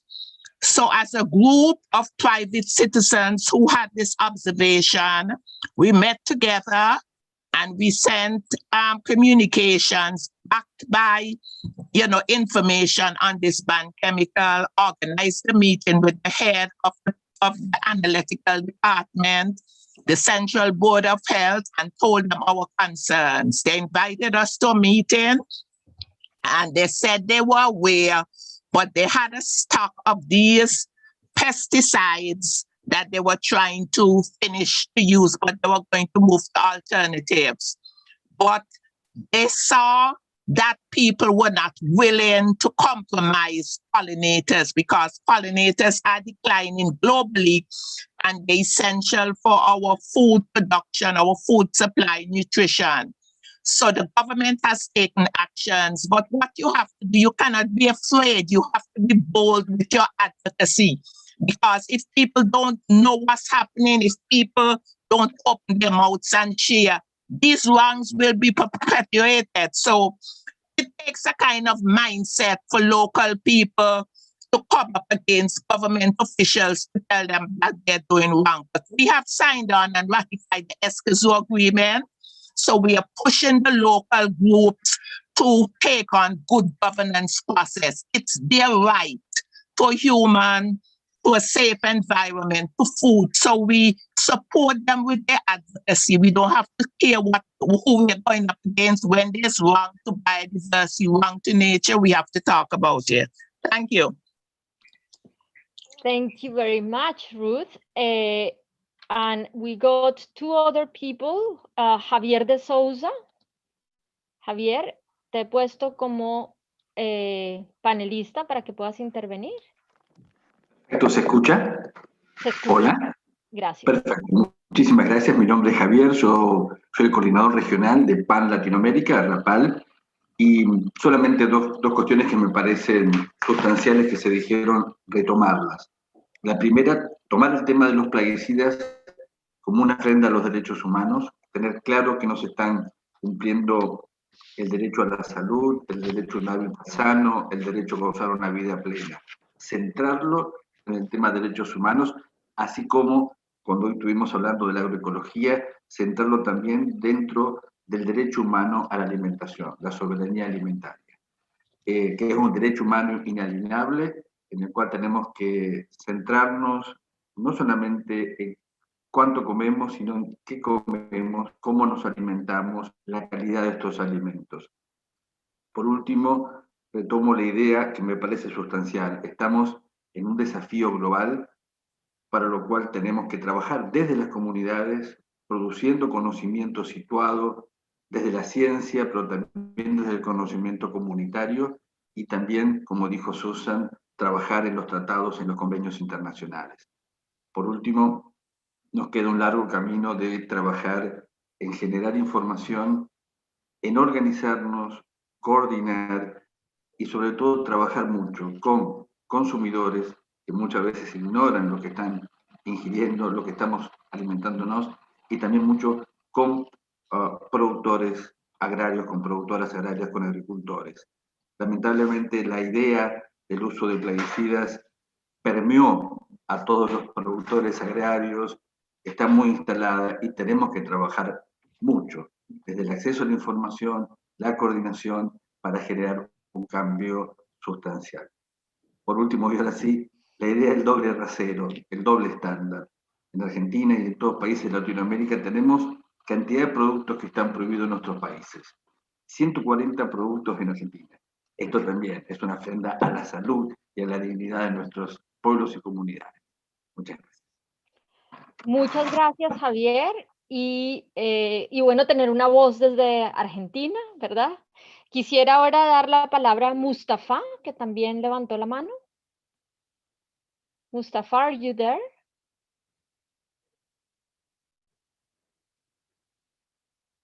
We cannot hear you. Okay, si Mustafa no está, entonces quisiera, I would like to give the floor to Regina Monk. Regina? Yes, hello. Hello, Regina. Hello, everybody. Thank you for the invitation, Anna Maria. And thank you to all panelists. I listened with a lot of interest to everything you said. I'm Regina. I work for a German human rights organization called Society for Threatened Peoples. And we focus on indigenous peoples, especially in the connection with corporate social responsibility. And we are working on the role of the well-known German company Bayer, which has gone big into the pesticide business since it acquired Monsanto. We are closely watching the situation in Brazil, which you know is the world leader when it comes to buying pesticides. And what was mentioned here before is every week new pesticides are being registered there. It is, and again, it was already mentioned, also for us, it is a travesty that foreign companies such as Bayer are allowed to sell their products, for example, in Brazil, when in fact they're not allowed to sell them here in the European Union. We collected cases of indigenous communities who live very close to that growing areas. And often they live just a couple of meters away from that areas. So it is impossible for them to protect themselves against the use of pesticides. The soil and the water is already contaminated, and the wind distributes pesticides far away from the original area of use. It is also very difficult for them to prove responsibility. Court cases only cover the way pesticides are being used and not the pesticides themselves. So only those who use pesticides can be brought to court, but not the makers of pesticides. So we think, and it was already mentioned here, we think responsibility starts with exporting pesticides. What is forbidden here should be forbidden. What is forbidden here should not be sold somewhere else, because once they are sold, they will be used, and liability should start with the producer. For indigenous community, leaving their land is never an option. We all know that. In one of our case studies, an indigenous group was already displaced from their lands 6 times, but they came back 6 times because they say their family members have been buried there because it's their territory. So maybe one little question at the end, maybe one of the panelists has a better idea than maybe I. How can we make companies as buyer, make them better accountable for their actions? Thank you. Thank you very much, Regina. And when you said we work with corporate social responsibility, I was thinking, I know what you mean, but for us, even this term is not useful anymore because it has been used to wash the faces of the producers and those who are poisoning our planet. So we always say legal accountability, right? And that's what Jorge and Marcos were saying about the need of binding rules. But of course, we understand that your work is really to make them accountable. And I hope that any of the panelists can respond. I still have 2 people here who raised their hands, and then we will try to answer to some of the questions. So if the panelists want to look into the questions in the Q&A, you can do. In case you have a preferred question to answer, I will also try to select some. So with this, I would like to try again with Mustafar. Mustafar, are you there?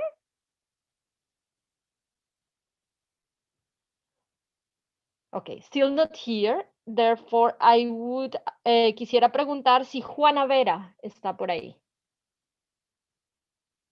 Sí, gracias, estoy por acá. Hola, Juana. Quisiera llamar la atención en estos momentos. Quisiera saber si hay traducción en inglés, si no puedo hablar también en inglés. Hay traducción. Ok. En estos momentos, como muchos de ustedes saben, se está llevando las negociaciones formales para la Convención de la Diversidad Biológica post-2020. Y uno de sus targets de esta convención se refiere a los productos contaminantes. Y para mi gran sorpresa, solamente mencionan como producto contaminante a los fertilizantes. En toda la convención no hay una sola meta que refiera a los agroquímicos, plaguicidas, pesticidas, etcétera, herbicidas, como causantes de la pérdida de la biodiversidad y violación, ¿no?, de derechos de la naturaleza y derechos humanos. Entonces, mi pregunta es, ¿cómo es que desde esta plataforma podemos todavía influir a ese nivel para que la convención también pueda incluir firmemente, ¿no?, en sus metas, visibilizar el efecto de los plaguicidas, de los agroquímicos? Yo he hecho una observación allá, no sé si va a ser recogida, pero sería realmente interesante cómo es que estamos también participando en estos espacios de alto nivel de negociación donde participan cientos y tantos de países, ¿no?, y tomadores de decisiones, y es sorprendente que los plaguicidas no están ni siquiera mencionados allá. No, nada más quería llamar la atención sobre esto. Muchísimas gracias, Juana. Vamos a ver si de pronto el relator puede responder. No aseguro que todas las preguntas sean respondidas porque son muchas, pero por lo menos nos quedó claro que es un espacio en el que hay que influir. Tengo 2 personas más y tengo que cerrar la lista para preguntas levantando la mano. Eduardo Cortés. Sí, buen día para todos y para todas. Hola, Eduardo. Vale, pues yo hablo desde Colombia. Yo soy estudiante e investigador del CIDER, de la Universidad de los Andes. Y nosotros venimos trabajando, pues ya que en el contexto nacional el glifosato pues es un tema bien complejo porque es utilizado, digamos, en una interfaz de seguridad nacional, pero también como casi que un requerimiento para la producción agroindustrial.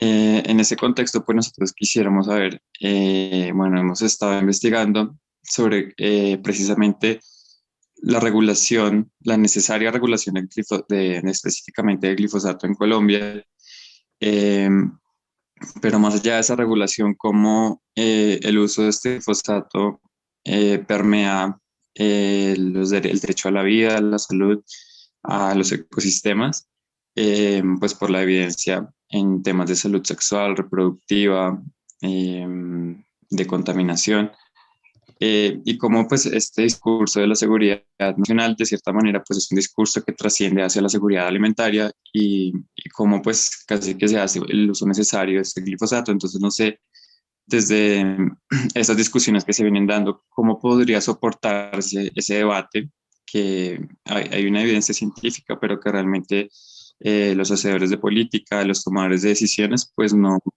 la toman muy en serio, precisamente pues venía ese debate de qué conocimiento es válido y válido para qué circunstancias. Entonces sería como esa la pregunta, ¿cómo podríamos nosotros desde Colombia poder soportar un poco más de pronto a nivel internacional el tema del uso de glifosato, no solo en las aspersiones para el control pues, del narcotráfico, sino también ese glifosato que quizás no vemos y que no está regulado y que se utiliza para los cultivos casi que a diario de pan coger y para otros usos como la jardinería? Muchas gracias.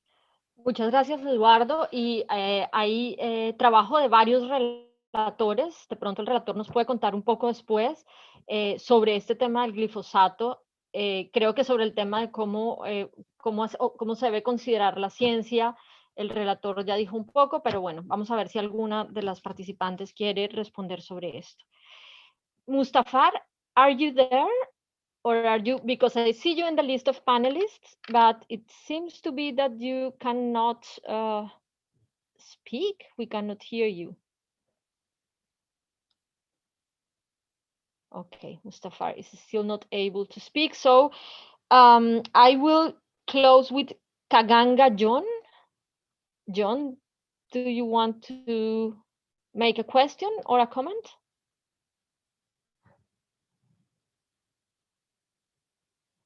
John? Kaganga?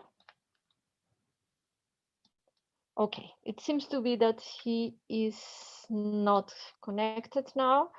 Then I would like to take some of the questions that are in the Q&A. There is Yes. one for Hello? yeah. Is it okay now? Okay, you can speak now. Sorry, Okay. people. Thank you for organizing this very, very important meeting on a topical issue on pesticide. From Uganda, I'm a farmer and I'm from Uganda. And this is a very big topical issue, and I'm so happy from the presentation, starting with Susan and others. But my concern that in our country, we have a problem. The problem, most of the people are ignorant. They don't know, because it is something, it is like air. People don't see it, don't feel it, don't take it serious. And we are worried. We don't know what we can do, or how we can start a campaign so that we can save our soils, we can save our water, because even the water is polluted due to pesticide. People just spray, they don't put on spraying gears and so forth. That is one. Two, even the people, the policy makers, the government, they don't take it serious. And thirdly, most of the pesticides are not manufactured in our country, but it is imported. Now people are after money. Therefore, we need to, I want to find out how can we team up with you people, like a PAN and other organizations, so that we start a very serious campaign in Uganda, so that people can be sensitized, so that people can be not die from pesticides or from pollution, because many people are dying from pollution due to pesticides and other chemicals. Thank you. Thank you, Kaganga. And I noted here that a campaign is needed in Uganda, and we will communicate that to people, to our section there and to others, to see what is possible. Always informing people is the first, right? So with this, I would like to go with one question for, perdón, cambio al español, perdón otra vez a las intérpretes. Una pregunta para Jorge Acosta, que es si en las plantaciones, perdón, si los trabajadores de las plantaciones de banano compran alimentos o si ellos cultivan en sus plantaciones. Quizás esa es una. Y si ellos cuando plantan usan pesticidas. Quizás, Jorge, ¿nos puedes responder a esta pregunta y compartir las fotos que me pediste compartir? Bueno, muchas gracias. Bueno, los trabajadores de banano no son dueños de las fincas bananeras ni de las haciendas bananeras. Ellos son trabajadores asalariados y ellos compran los alimentos. Lo poco o algunos que otros cultivan, pero hacen una producción orgánica en sus casas, los que tienen la posibilidad de hacerlo en sus patios. No, entonces ellos no son los productores, ellos simplemente consumen y compran sus alimentos. Quisiera aprovechar y compartir una pantalla que es importante, unas fotos que va a resumir todo lo que hemos hablado y lo que particularmente yo he dicho. Y es esta serie de fotos. Bueno, aquí ustedes van a poder ver. Aquí vemos un avión que está fumigando y vemos las casas cercas.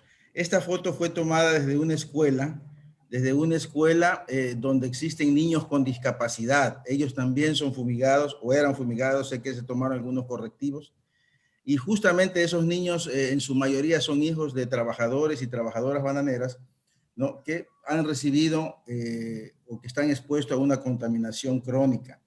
Aquí vemos a un trabajador sin ninguna protección, está debajo de una hoja, protegiéndose de la fumigación aérea porque justo en ese momento están fumigando esa plantación. Este es el agua que sale de las empacadoras, ustedes ven, este es un agua negra, esto desemboca luego en un río, ¿no? Esta agua de aquí va cargada de pesticidas que, como dije antes, se utilizan en el empaque del banano. Aquí vemos un avión que está fumigando, ¿verdad? Cerca de esto hay casas y está fumigando, vemos que lleva la llave abierta, incluso para atravesar esta red de tendido eléctrico, porque aquí abajo hay banano. Entonces, imagínense cuántos kilómetros viajaría esta nube de banano, que ya no está a 5 metros como establece la técnica, sino que está más de 10, 15 metros, posiblemente 20. Y al final, lo que tenemos aquí, los resultados, ¿no? Aquí vemos una familia, un trabajador bananero con su esposa. De los 5 hijos que tiene, las 3 niñas nacieron con severas malformaciones. Ustedes pueden constatar eso de ahí. Quisiera aprovechar, Ana María, discúlpame, esto es algo importante para el señor relator. Hay una nueva enfermedad en el banano que es el Fusarium raza 4. Yo creo que se debe de tomar alguna medida, ya investigar qué es lo que realmente pasa con esa enfermedad, porque si no se investiga, si no se comienza a chequear desde ahora, es posible que las empresas fabricantes de plaguicidas diseñen nuevos pesticidas para combatir esa enfermedad.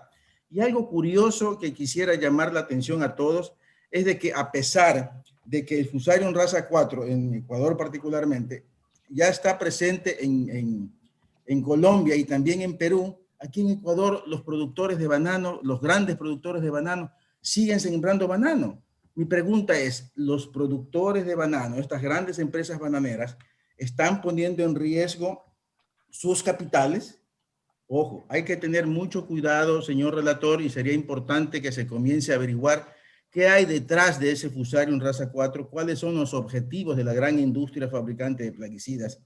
No, ese es algo que es importante tomar en cuenta. Y por el último comentario que hice, nos preocupa que se sigan sembrando banano. 8.000 nuevas hectáreas de banano están cultivadas en el Ecuador y pensamos, ¿serán tan ingenuos las grandes empresas bananeras de poner en riesgo sus capitales? Ojo con eso, muy importante. Gracias. Gracias, Ana María. Muchas gracias, Jorge. Se han mencionado varias empresas. Sabemos que están las grandes empresas que manufacturan, pero también las nacionales que son parte de esas cadenas de valor. Y no podemos olvidar que se afectan principalmente los productores bananeros, pero esos bananos salen del Ecuador, llegan a Europa, llegan a Estados Unidos y al final nos estamos envenenando con los mismos pesticidas y plaguicidas que exportamos, ¿verdad? Con esto entonces tengo otras preguntas para las panelistas. Voy a leerlas y voy a adjudicarlas a cada una y les voy a dar un par de minutos a los otros panelistas, Jorge ya habló, para terminar así la conversación. Tengo una que creo que la voy a adjudicar al relator, que dice lo siguiente: Some of the consequences of the long-lasting exposure to pesticides are known after several years and even to other generations. In many cases, these situations are subject to the statute of limitation. How to make sure that access to justice and reparations to victims and communities are compatible with the potential procedural obstacles. Voy a leer todas las preguntas y después les voy a dar el tiempo. Y quizás también en relación con esta relator, preguntaban cuál es el valor del Código de Conducta de la Organización Mundial de la Salud. Una pregunta, a question for Usha, but also if Angelica or Charlotte want to answer, is which kind of politics on organic farming are needed?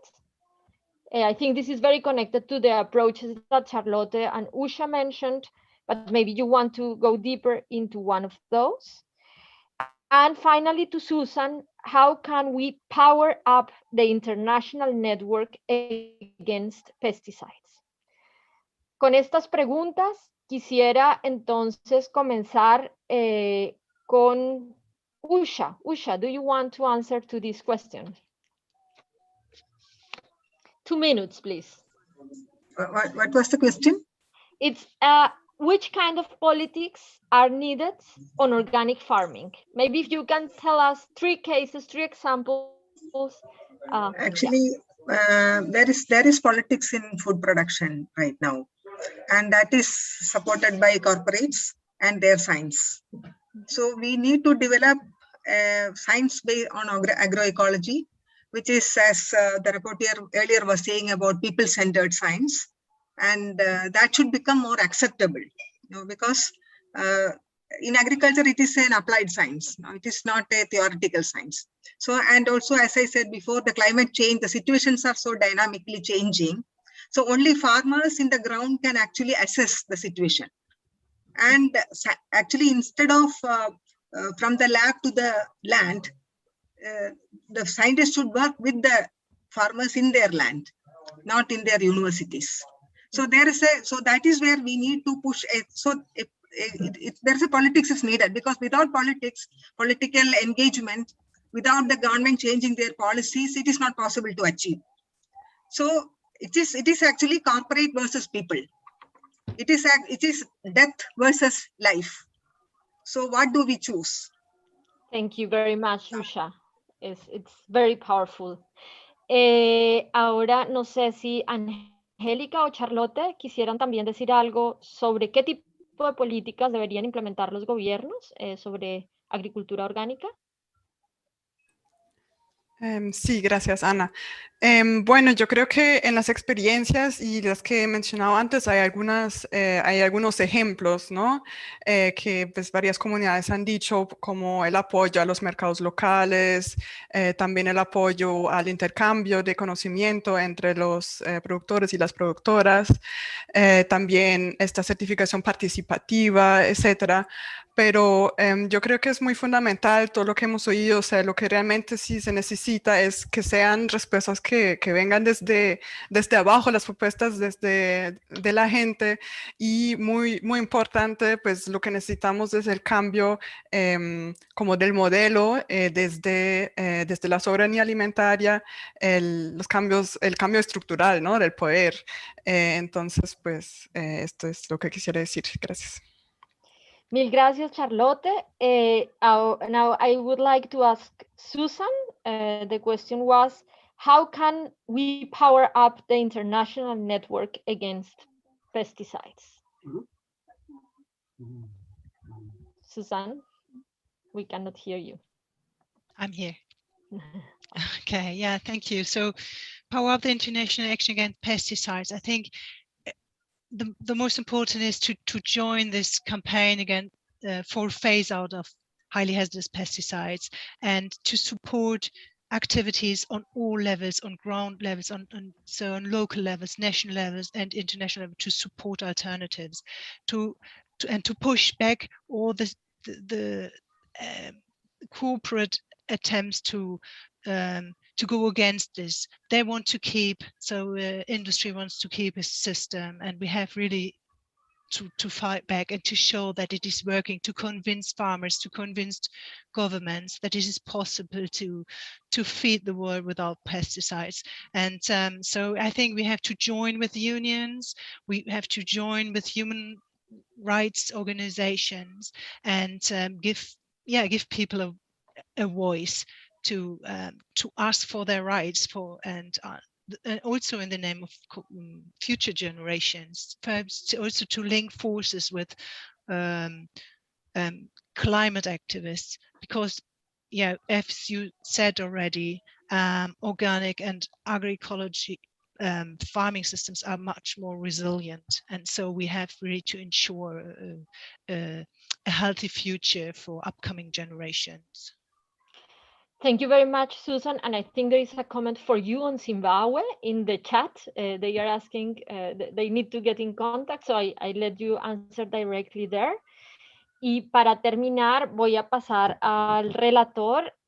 Marcos, ya te dije la pregunta anterior de Ulises Quero sobre los impactos a largo plazo, y quizás también, lo olvidaba, nos puedes decir algo sobre el glifosato en Colombia, que fue la pregunta de la persona de la universidad.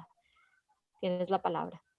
Muchas gracias, Ana María, por las preguntas y por el espacio. En relación con la prescripción extintiva de las acciones legales que pudieran implantarse por la exposición crónica y prolongada a los plaguicidas y otras sustancias peligrosas, recalcar que muchas de las legislaciones alrededor del mundo siguen lo que es un modelo de derecho romano ya añejo y anticuado, diría, porque el énfasis está en el momento en que se realiza la acción delictiva o culposa.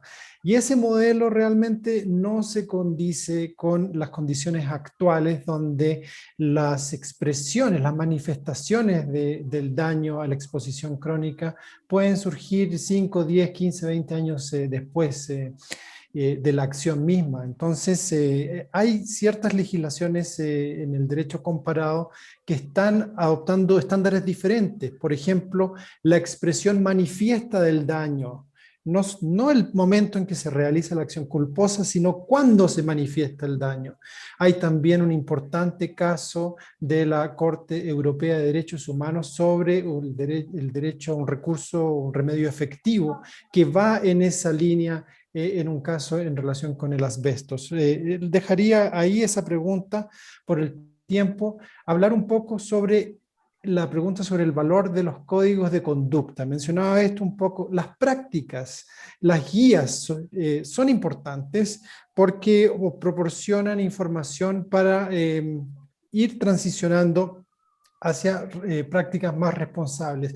Pero como mencionaba, estos códigos de conducta voluntarios tienen muchas limitaciones. Una de sus limitaciones ostensibles es que son voluntarios. No hay mecanismos de rendición de cuentas asociados.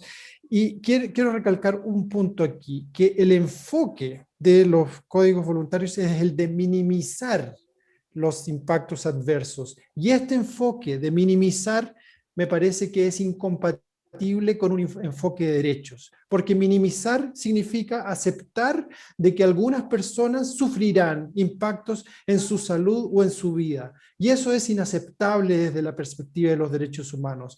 Desde la perspectiva de los derechos humanos, la obligación del Estado es prevenir la exposición, no minimizar impactos, sino asegurar de que cada persona pueda gozar efectivamente sus derechos. Quisiera también tomar un momento para hablar sobre los dobles estándares, porque mucho se ha apuntado aquí. Me parece que es importante realzar dos puntos. Primero, que estamos frente a responsabilidades compartidas, tanto de los países que importan sustancias prohibidas, como articulara el Comité de los Derechos del Niño hace un par de años en sus recomendaciones a México, pero también las responsabilidades extraterritoriales de aquellos países que exportan los plaguicidas peligrosos. Y aquí recalcar que en respuesta a las interpelaciones que desde el mandato se ha hecho a la Unión Europea, la Comisión Europea ha incluido en su agenda química la promesa de prohibir la exportación de los plaguicidas peligrosos. Ahora el paso de las palabras a la acción, sin duda que es importante. Recalcar también de que hay varios países de Europa que aportan dineros en su cooperación internacional para el manejo integrado de plagas o para el fortalecimiento de capacidades, y eso está todo muy bien, pero sin duda que también es indispensable la prohibición de las exportaciones de los plaguicidas prohibidos. Es un conjunto de políticas, no es uno o lo otro. En razón al tiempo, la última pregunta que mencionabas en relación con el glifosato en Colombia, desde la relatoría, varios relatores le hemos expresado nuestra grave preocupación al gobierno del presidente Duque frente a los riesgos e impactos de las aspersiones aéreas con glifosato, la posible reanudación del programa de aspersiones aéreas, el impacto sobre el derecho a la vida, el derecho a la salud, derecho a la ciencia, el medio ambiente sano, la vivienda adecuada. Todas estas son preocupaciones muy serias. Recalcar que las aspersiones aéreas primero son ineficaces, porque el arbusto de coca, los cultivos simplemente son desplazados de un lugar a otro, los arbustos crecen muy rápido, y las fumigaciones solo generan deforestación, generan pérdida de confianza, de legitimidad en el Estado, son también contraproducentes porque generan violencia, inseguridad dentro de las comunidades al afectar no solamente los cultivos de coca, sino también los cultivos de alimentos de los cuales dependen las comunidades campesinas, pueblos indígenas, para su subsistencia. Quisiera recalcar también que estas fumigaciones, la reanudación eventual, pone en peligro lo que es ya la baja implementación de los acuerdos de paz del año 2016, que pusieron fin a un conflicto armado de 50 años. La lógica de la guerra genera violencia. Los acuerdos de paz tienen una lógica de paz que a lo que apuntan es al desarrollo integral del campo, de las comunidades campesinas, y es ahí donde el Estado necesita tener una presencia de fomento de proyectos productivos y de apoyo a los pequeños campesinos. La fumigación es todo lo contrario, y lo único que genera es violación de derechos humanos, inseguridad en el campo, además de ser ineficaz y contraproducente. Y por esas razones hemos hecho un llamado al gobierno del presidente Duque a revisar su decisión de llevar adelante la reanudación de las aspersiones aéreas con glifosato. Muchas gracias, Ana María. Gracias, Marcos, y estas palabras de solidaridad con estos campesinos y campesinas que son víctimas se unen a mis palabras de solidaridad con Colombia en este momento en que se están viviendo situaciones muy fuertes de represión. No puedo entrar en el tema, no es el tema del seminario, pero quisiera simplemente decirlo. Y me ha pedido Marcia Ishi que le dé la palabra 1 minuto para mencionar algo relacionado con el poder de las corporaciones. Nuestras intérpretes ya tienen que terminar, así que Marcia, te doy 30 segundos para después agradecer y terminar. Tienes la palabra, Marcia. Yes, thank you so much. Okay, can you hear me? Yes. Great, thank you so much, and all of you, all the panelists. This has been a fabulous webinar and conversation.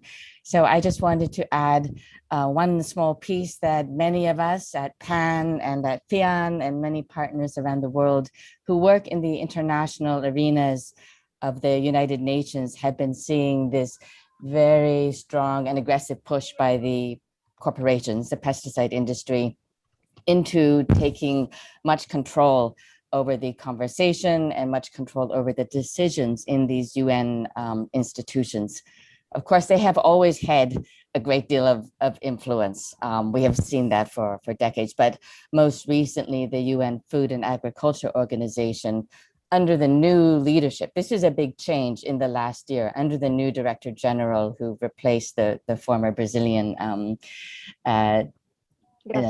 yes. So the new Director General Q has entered into a very special close partnership with CropLife International, which is the pesticide industry's trade association representing Bayer, Monsanto, all the major pesticide companies. The FAO is also in the process of even further along in formalizing partnerships with Syngenta, the pesticide company. So we are now PAN is leading a global campaign. Many of you, FIAN for sure, and others have joined us in this campaign to demand that FAO in particular stop, cease and end its partnerships with these pesticide industries. Their vision should be supporting the farmers, the campesinos, the fishers, the people on the ground, and not forming these close alliances, which are we are seeing really engineered to open the markets of member states, like in Africa, to open these countries to pesticide sales. Okay, so yeah, we will have a website on the Stop the Toxic Alliance, and we'll put the link up on our PAN International website soon, so you can find out more about it there. And I see Susan dropped some notes in the chat. Thank you. Muchas gracias, Marcia. Y quizás necesitaríamos otro seminario para hablar del tema de la captura corporativa de las Naciones Unidas.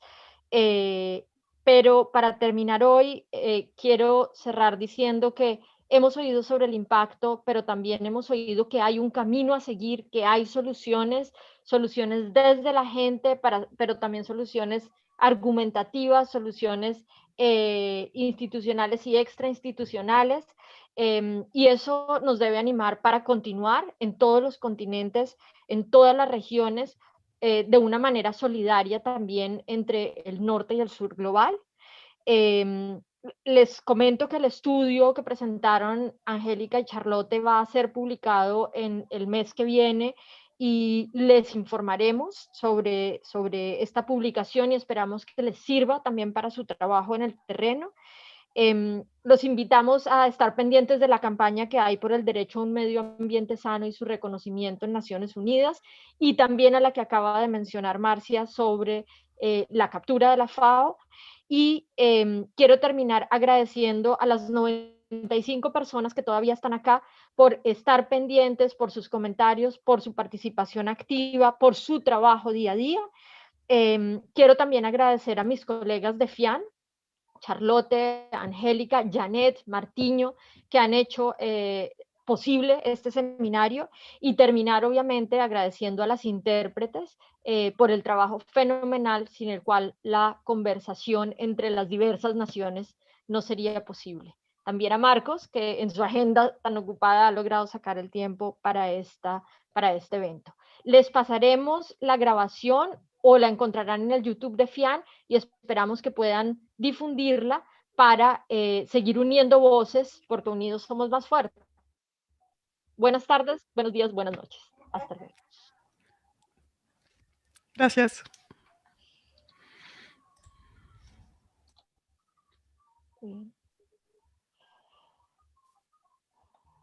Thank you. Thank you. Bye. Gracias, Susana. Bye, bye. Muchas gracias. Que pasen bien. Hasta luego, mil gracias. Gracias, Alex. Y a Jorge también. Yes. Thank you. Bye. Marcia, thank you for See you also online. for making the time in your heavy agenda.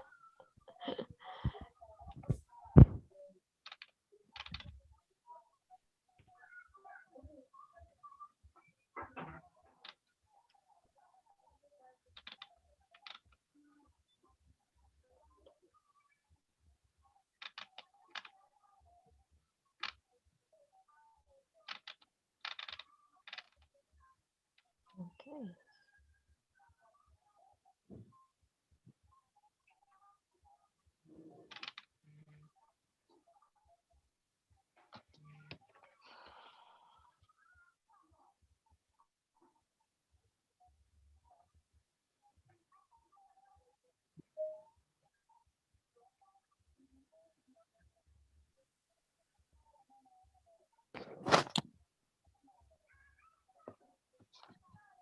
Shall I close? See, we can. Janet, thank you very much. I hope it was a help, and I hope that the interpreters were not too much burdened now. Yeah, I also hope we have to see if we need to pay a little extra. We Sure. have to speak with Martino because we have. Yeah, I think we can. I see that Rosa is still here. Muchas gracias, Rosa y Clementina. Ya pueden salir, ya terminamos. Perdón porque esto se extendió, estas conversaciones interesantes.